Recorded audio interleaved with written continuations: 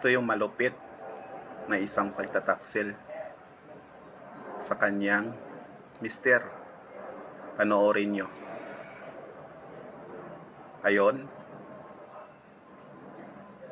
payakap-yakap siya sa kanyang mister kasi may ginagawa siyang hindi maganda pag wala yung mister niya sa kanilang bahay.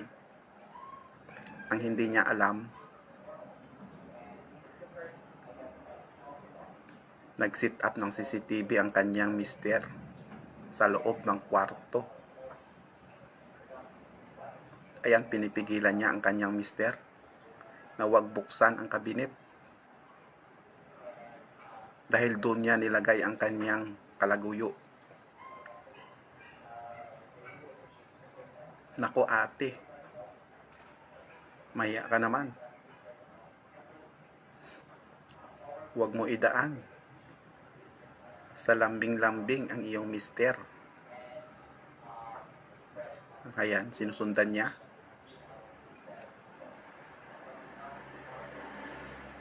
Ayun, pinasok niya sa loob ng kabinet ang mga...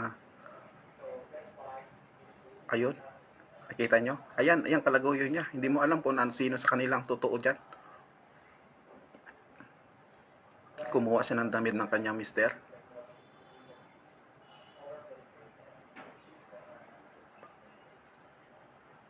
O kita nyo, napakabait ng kanyang mister. Ayan o. Kinuhaan pa siya ng tubig.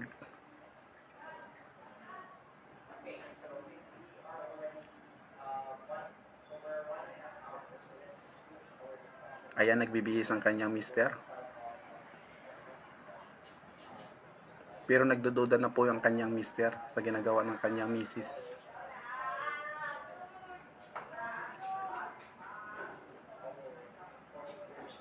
Ayun, umalis ng kanyang mister. Nako ate, sobrang tuwa ni ate. Ayan, sobrang tuwa niya. Ayan, binuksan niya ang kanyang kalaguyo. Sinabihan na umalis na ang kanyang mister, pero hindi niya alam babalik pa po yan. Nako, tuwang-tuwa pa si ate. Nako, baliktad pa yata ang pagkasuot.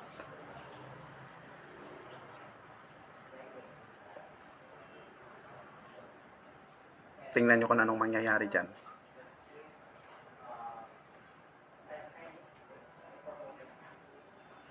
Ayan, bumalik ang kanyang mister.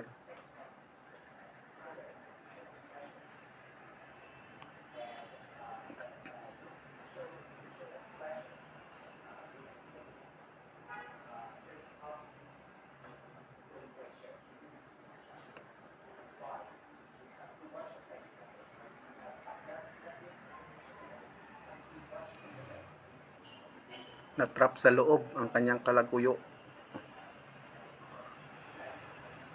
Anong gawin mo dyan? Hindi, patulugin mo. Patulugin mo ang sayong mister. Patulugin mo para makalabas ang kalaguyo mo dyan. Ayun na. Ayun, tulog na nga.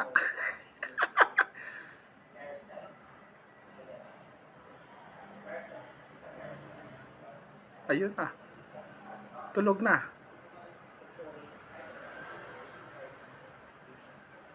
O, labas na daw.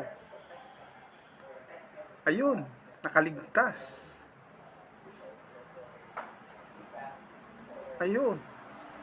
Oh, naku ate, may pa-goodbye kiss pa.